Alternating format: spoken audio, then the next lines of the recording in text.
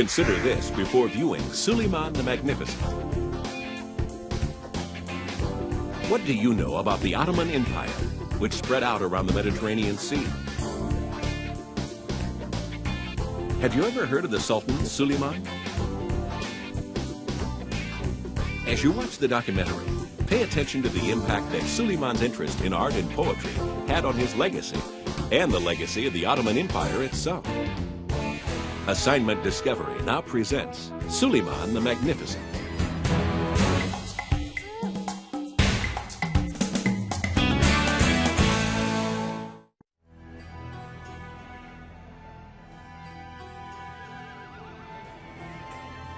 In 1553, in what is now Turkey, a king is fighting two battles, one against another army, the other against his conscience. The outcome of the second battle will prove more decisive, for the conscience belongs not to a mere king, but to the great Ottoman Sultan Suleiman the Magnificent. His magnificent empire spans 3 continents, but Suleiman worries for his realm. The trouble lies not across the battlefield, but within his own household. Prince Mustafa is the brightest of Suleiman's sons, and the favorite of the army. Most men expect he'll be the next sultan when his father dies, as does Mustafa himself. Some whisper that Suleiman has grown too old for his throne. Some whisper that young Prince Mustafa is plotting to take it. Suleiman has summoned his son to join him.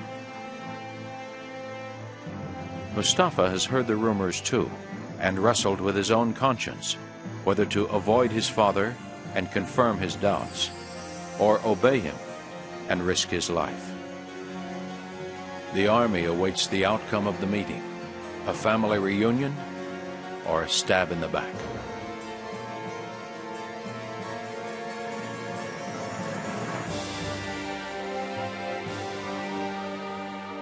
"30 years earlier, it was Europe that held its breath at Suleiman's accession. In 1520, Selim the Terrible died, leaving behind only one heir, an unknown quantity by the name of Suleiman. The father reigned for just 8 bloody years. He slaughtered so many subjects that they called their sultan Selim the Grim.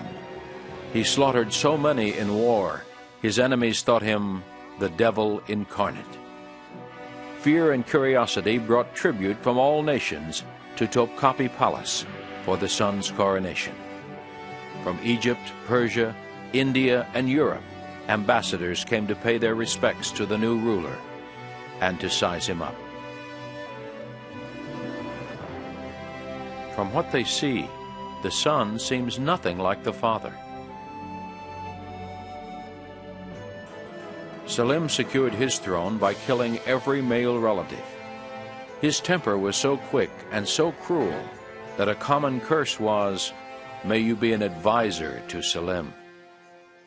But under Suleiman, fear no longer stalked the palace. Instead, he surrounded himself with poets, painters, and musicians.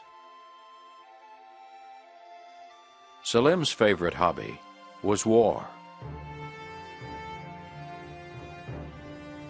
Suleiman preoccupied himself with fashion. He measured his conquests in linen and silk. Selim bellowed angry threats at his enemies across his borders, east and west, and remorselessly carried them out. Suleiman seemed a man of peace. All men agree, an ambassador wrote, that a gentle lamb has succeeded a fierce lion, for Suleiman is young, without experience, altogether given to quiet repose. Named after Solomon, the wise king revered by Christian, Jew, and Muslim alike, young Suleiman began his reign by trying to live up to his namesake. He emptied his father's prisons, fired corrupt bureaucrats, and rewarded the royal bodyguard for its loyalty.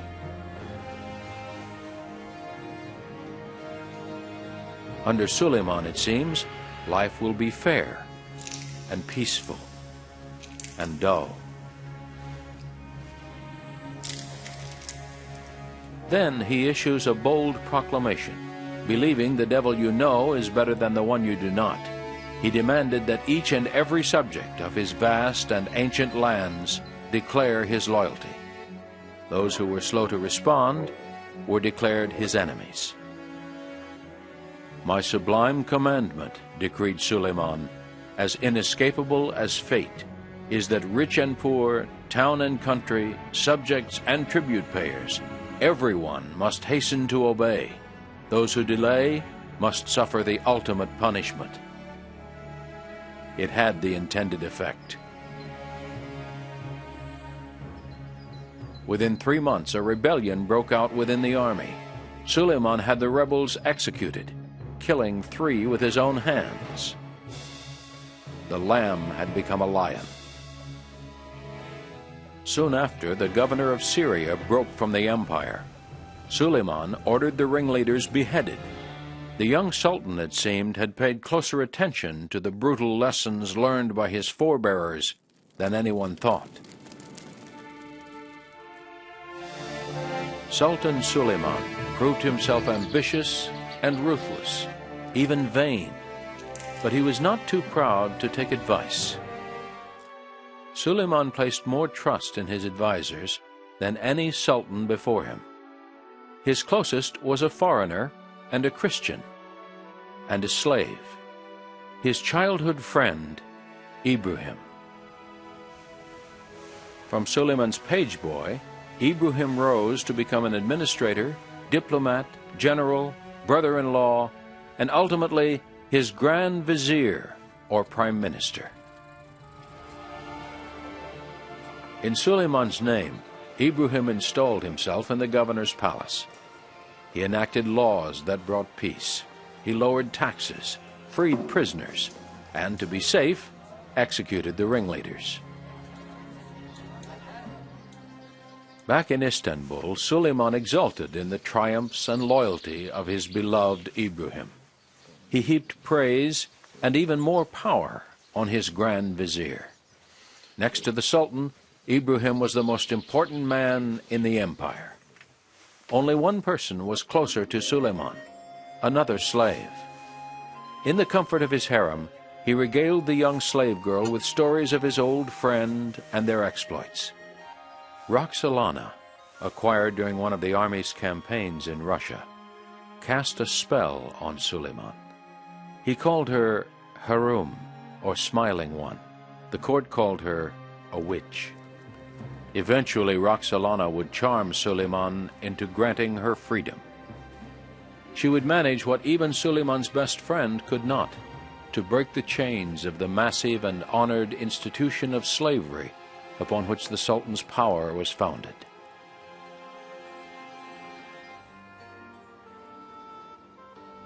According to Machiavelli, who lived 2 empires away, the Ottoman Empire was ruled by one man.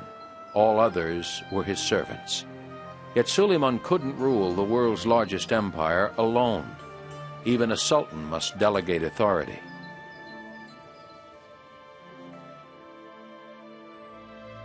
It was a paradox that would confound the world for centuries. The vast majority of those who wielded power in the Sultan's name were slaves. Abducted young and steeped in reverence for the emperor, they learned early that their opportunities for advancement far exceeded both those of Ottoman citizens and the people of their homelands.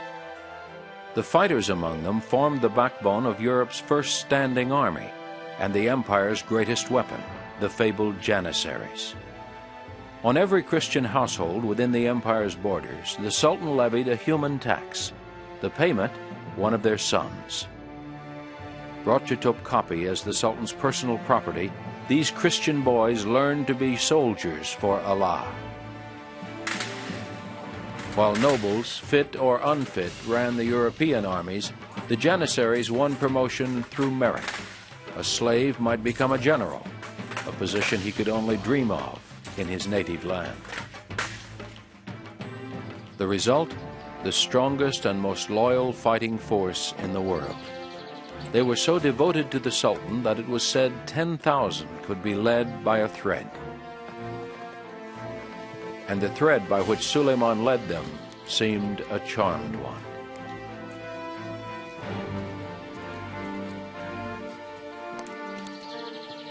The time has come to take the army back on the path of war, and he will give them more victories than any other sultan. Suleiman promises his Janissaries even more of Europe. The key to Suleiman's strategy: cannons deployed by the hundreds. Copper and tin are fused to produce a bronze strong enough to withstand the burst of gunpowder. Day and night his foundries blaze, turning out cannons on a scale never before seen.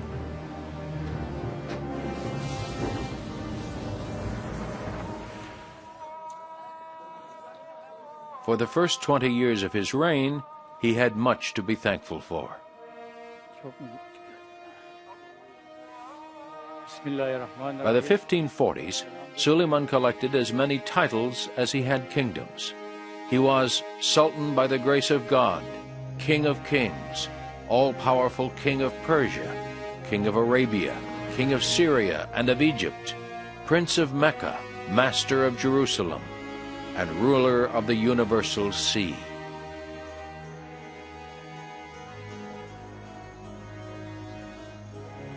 Only a fraction of his subjects were Muslim.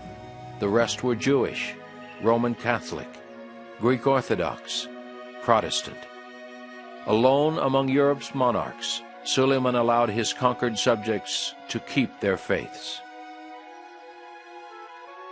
With the wisdom of a Solomon and the political finesse of a Machiavelli, the Sultan realized that to force a new religion on an old culture would be the surest route to rebellion. He made his decision. So long as he owned their loyalty, they could keep their souls. Yet there was no code to rule such different people. Suleiman needed laws that would please a Muslim god without offending any others. He went even further. He had laws written that neither offended the priest nor burdened the merchant. This new code oiled the gears of trade and helped make his empire the richest in the world. Suleiman's laws governed everything from commerce to wages, down to the proper amount of fruit in a pastry. In Istanbul's great market, the world's largest, a dishonest shopkeeper risked public flogging.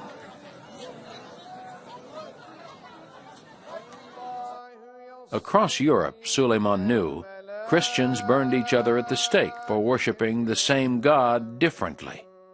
The irony did not escape him. He was determined that his subjects, whether Muslim, Christian, or Jew, would be treated equally. Not surprisingly, Turkish historians would remember him not as Suleiman the Magnificent, but Suleiman the lawgiver. Like many sultans before him, Suleiman wielded the pen as well as the sword. But if law-giving was his genius, poetry was his passion. He proved a generous patron of literature, and in his reign Ottoman poetry reached its peak. Suleiman himself wrote more poems than any other sultan, including dozens to his wife. Roxolana, who had already won his heart, had come to rule his head. She quickly learned that life in Topkapi was governed by Suleiman's whims. Other wives had come and gone. His devotion to her had never wavered, but she would take no chances. Over the years, she tried to swing the balance of power in her favor. Having risen from slave girl to royal wife, Roxolana has now become Suleiman's most trusted advisor. Half the civilized world is now ruled by Suleiman. The other half tries to buy him off. But it isn't tribute that keeps Suleiman from conquering the rest of the world. It is distance and weather.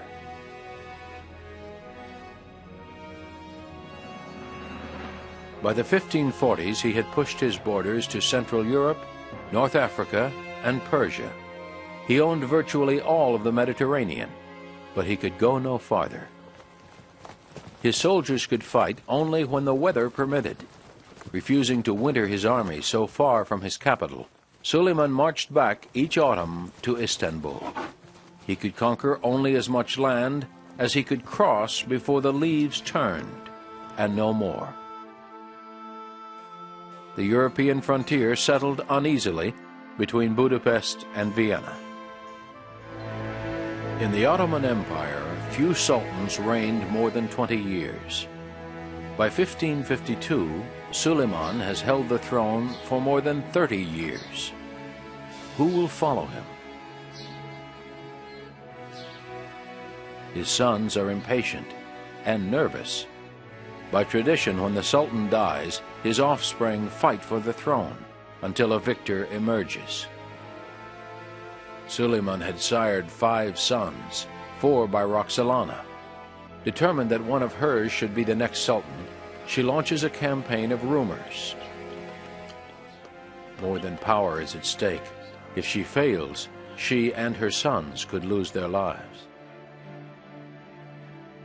The most promising candidate is the eldest, Prince Mustafa. He is a popular governor and the favorite of the army. Intelligent and able, he only has one shortfall: the wrong mother. Roxolana knows Mustafa wants the throne, but to Suleiman she twists the facts and turns ambition into treason. When rumors reach Mustafa, he faces a crisis. Would his father's trust transcend Roxolana's slander? The question will be decided in 1553, as Suleiman prepares to go to war with Persia. Atop all the other lies about Mustafa, he is now fed the biggest. He is told that his son is plotting with the Persians to overthrow him. Suleiman summons the prince to join him on campaign. Mustafa has made up his mind. To stay away would be to admit guilt. He will prove his loyalty with obedience. As the army waits anxiously, Mustafa walks into a trap. Mustafa puts up a fight, and the assassins fumble. Furious at the delay, Suleiman tells his men to finish the job.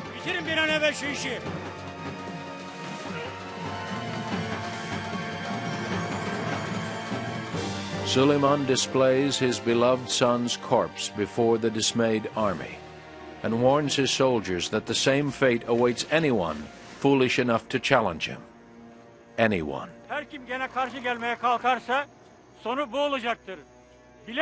The army mourned the loss of Mustafa, whom they called this sun whose brightness would have increased the glory of the imperial house. The killing did not stop there. Assassins took the life of Mustafa's young son as well. Then, grief-stricken, one of Roxolana's own sons committed suicide. The house of Suleiman was bathed in blood. The eclipse of Suleiman's wisdom compelled one poet to ask of the emperor, "Is this tenderness to kill someone as dear to you as Mustafa? You killed him, deluded by a lying trick, and where is the truth in that? You have shed his blood. Is that the justice of a caliph? What's become of Mustafa? Why did you kill him, my sultan?" Suleiman, losing the battle with his conscience, let the poet live. More and more, Suleiman became a recluse, abandoning the trappings of court for the rituals of Islam. As his religion dictated, he washed each day before his daily prayers, but the ritual cleansings could not rinse away his guilt. To the end, he remained blind to its cause. The cruelest blow of all fell in 1558. The light of his life, Roxolana, died. Suleiman, old, ailing, and alone, would find no peace in his last years. Only one son remained standing as the aging sultan approached death, one who was, by all accounts, a drunkard and an idiot. Suleiman the Magnificent would be followed by Selim the Sot, first of many fools, and the worst sultan in 3 centuries. Suleiman the unparalleled conqueror, just lawgiver, lavish patron of the arts, had become a vain and empty shell. On the rare occasions he appeared in public, he even took to wearing makeup. His people still hailed him for his 12 great campaigns of conquest, but he had not seen the battlefield for more than a decade when a 13th campaign would be thrust upon him. For 40 years, his great European prize, Hungary, had been ruled by a puppet of his own choosing. But in 1564, the Austrians installed a new king and put Suleiman on notice. They were taking Hungary back. In retaliation, the Janissaries would lay siege to the town of Sigitvar. A 72-year-old Suleiman resolved to lead them. Crippled with gout, he painfully mounted his charger before his Janissaries. But a 13th victory would evade him.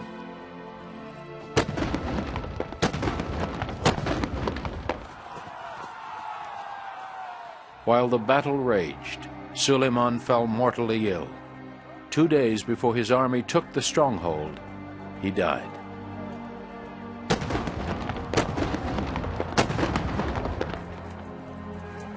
His death was kept secret.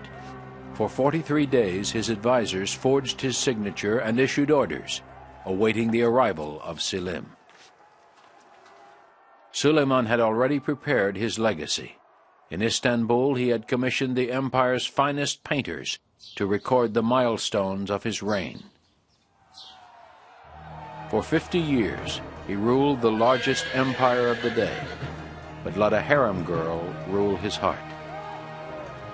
He compelled respect from Christian kings and evoked contempt from his own Islamic poets. His legacy remains as grand and tragic as his life. His artistic and legal gifts to the world live on. In the end, none would soar as high as Suleiman the Magnificent.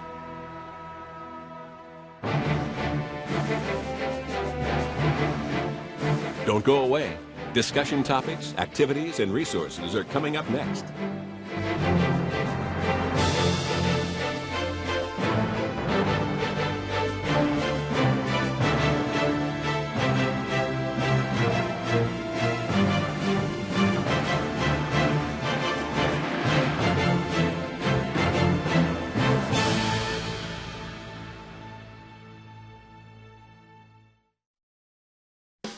Now that you've seen Suleiman the Magnificent, talk about this. Suleiman did not impose his faith on those he conquered, and he gave them equal opportunity to prosper in his empire. Discuss whether or not you think this was a successful way to rule. Did it have any drawbacks? Now try this. Choose 1 year during the reign of Suleiman and research the events that took place during that year. Create a presentation using maps and other illustrations showing what was happening inside and outside of the Ottoman Empire. Log on to discoveryschool.com for curriculum materials and resources to support Suleiman the Magnificent. To learn more, Assignment Discovery suggests Suleiman the Magnificent by Andre Klein.